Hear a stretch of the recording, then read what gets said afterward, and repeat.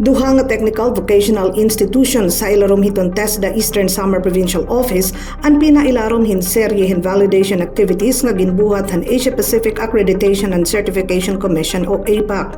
Pinaagi hini iginpakita han Arteche National Agricultural School ngan Samar National School of Arts and Trades nga komitido hira makasunod hiton international nga mga suklanan para hiton Technical Vocational and Education Training o TVET. Di kangan Abril 21 at 24 pinailarom an ANAS hin national validation hapangunguna ni Dr. Luisita de la Cruz upod an member accreditor Mr. Jafar Sidek bin Mud ani hiton Malaysia ngan documentation officer nga Hitchari na Marilansangan.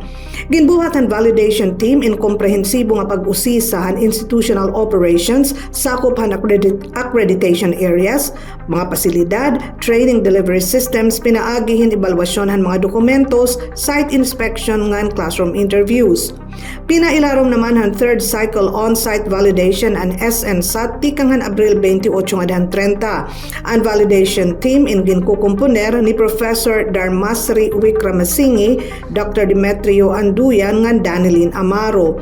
Iragin examine ang governance system, instructional process ngan training outcomes sa nasabing nga institusyon. Iton APAC inusang regional accrediting body para hiton TVET institutions din hiton Asia Pacific. Iginduduso hini nga magin makusog iton mga institusyon, mayad mga inobasyon nga makakabaton hiton panginginahanglan hiton industriya.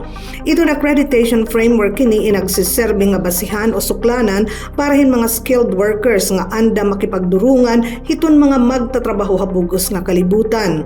Nagpapakita la ini nga komitido iton ANAS ngan SNSAT nga dayton padayon nga pagpadukwag hiton kalidad hiton ira mga institusyon ngan paniguro nga makatupong hiton TVET standards hiton bugos nga kalibutan.